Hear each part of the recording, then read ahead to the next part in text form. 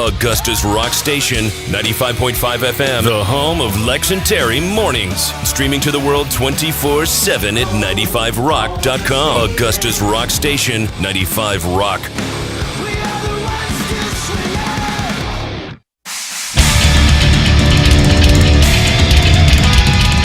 We are backstage, Carolina Rebellion, Charlotte, North Carolina, the Rock City Campgrounds at Charlotte Motor Speedway.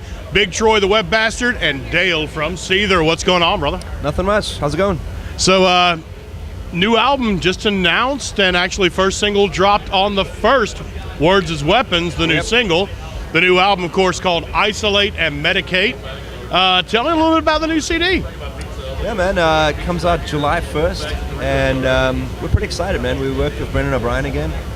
And he did our last album as well, so we've got a pretty good working sort of collaborative thing going with Brendan. But yeah, man, it's really great. We think we're very proud of it, and it was just kind of an easy CD to make.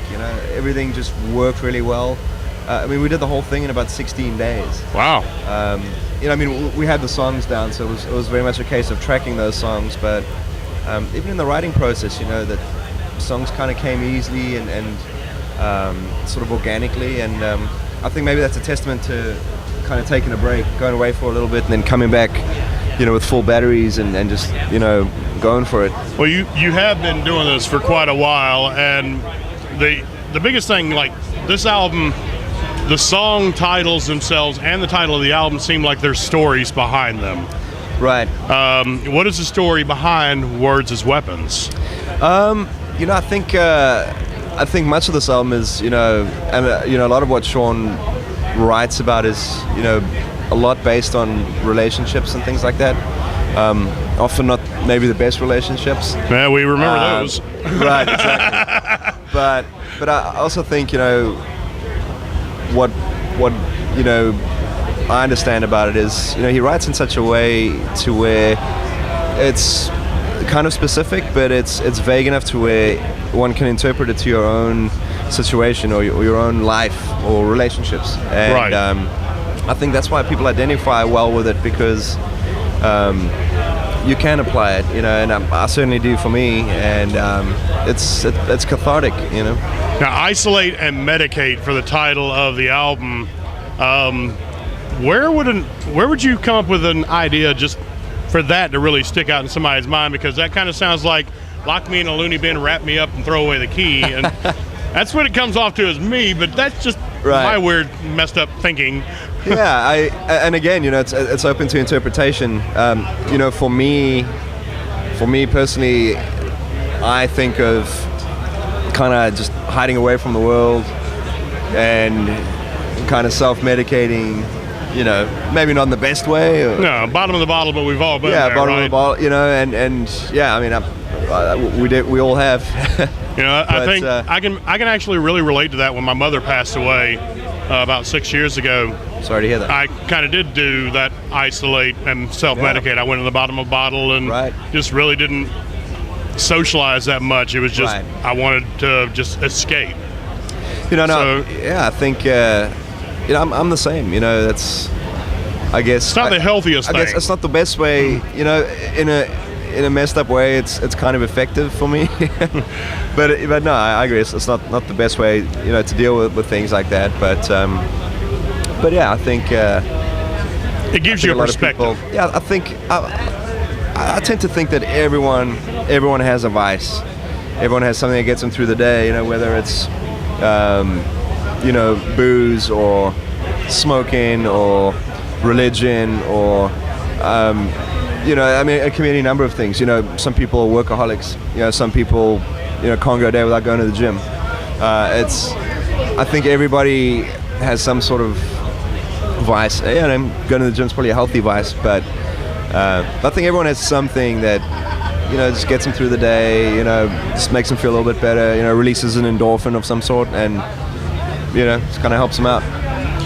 Well, definitely want to see you guys back in Augusta. We've had you there before, and we need to get you back there on this one especially, because 6 albums now in the books for Seether, and you guys are still kicking it around. There is a new band out of South Africa as well. Congos. Congos. Yes. You know any of those guys, or? Yeah, we actually, I don't know the guys well. I hope we cross paths with them on some of these festivals, but we did play with them about, I want to say it was about 3 years ago.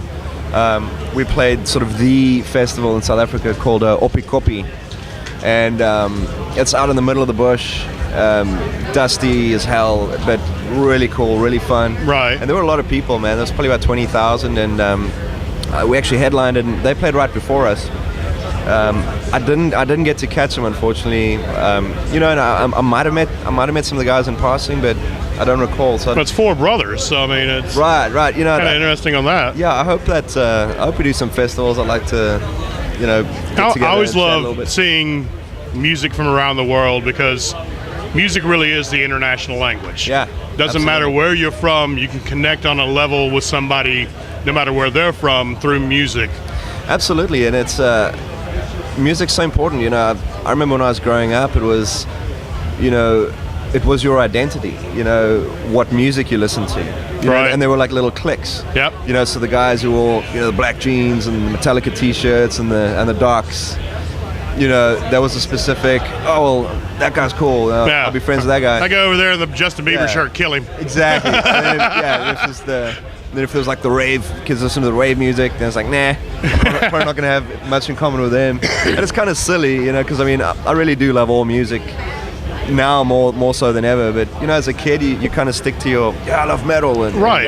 and you don't think outside that box. And Now, as a bassist, who would you say made you want to pick up a 4-string the first time and just beat the hell out of it? yeah, probably Newstead, man.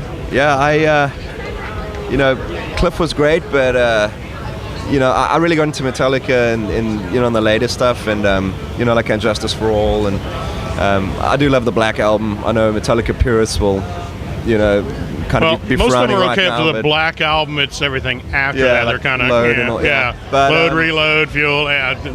I was a huge Metallica fan as a kid, and I love the music. Guns N' Roses too, man. Duff was a great bass player, Duffy was still a is great bass, actually. yeah. So I'd say maybe those two. Because I was actually a guitar player back then. I grew up playing guitar as a kid, Now, and those are the songs I wanted to learn how to play, and it just spoke to me. who made you want to pick up a guitar for the first time? Probably Slash. Yeah, love Slash, still do. I think he's great. But yeah, I don't know. I heard it, and it was beautiful and chaotic and energetic, and I don't know, it just made me feel things I hadn't felt before, and it just kind of gave me this adrenaline rush, and I had to do that. I had to have a guitar and try and emulate that. Big question. If you've got a chance to collaborate on an album, who would it be with? Wow. Man, I'd have to say something really weird, like, I don't know, maybe like Bob Seger or something. Wow. Yeah. Old school. Old school. Yeah. I don't know. I just, even before those, metal bands I was talking about, my dad is a big Seger fan, and I really did grow up around a lot of good music, Bob Seger, Brian Ferry, Roxy Music, and I think guys of Cat our Stevens age, and- it was before everything became compartmentalized into Right. this format and this format. Yeah. Radio around the world used to be, you'd hear just big canvas of music. Yeah. And So- we didn't even listen, because we didn't have rock radio. Right. In South Africa as a kid, so it was all LPs. And on a Friday night we'd kind of get together. I'm like, Dad, can I listen to some music? And I'd sit there had my favorite LPs, and I put them on, and and it was great. It was so much fun, and I don't know. It's just I've remained a fan, over the years, and got to see my parents were visiting from South Africa, so I got to surprise them, with tickets to see him, and oh wow, and he was amazing, man. I mean he's got to be pushing 70 yeah. by now, and just sounded great. The band was great, and parents loved it. I loved it. Bought a couple T-shirts, and I don't know. I just think that would be really cool. I know Three Doors Down. What's it? Landing in London or something like that. One of their songs, they Bob Seger did a guest vocal on it. Great song, and I was so jealous. Brad was telling me about it. He's like, "Oh man, I walked in, this old geezer sitting there, and I sat down. We just started chatting. Like, you didn't even know who he was. Like, you didn't realize." And he's like, "Oh, we chatted for about an hour. Like, super nice guy." And he's like, "Oh no, you're the guy." And you just kind of sit there afterwards and I was jealous. I was like, "Dude, where was I, man? Call me up next time." Well, we definitely wish you the best on the new album when it comes out. Thank you. You guys got to check it out. Should be adding on 95 probably this week. Words is Weapon, the first single. The new CD, Isolate and Medicate, July 1st is the release date for it. Pick it up. It's Seether. Check them out. Cheers. Augusta's Rock Station, 95.5 FM, the home of Lex and Terry mornings. Streaming to the world 24/7 at 95rock.com. Augusta's Rock Station, 95 Rock.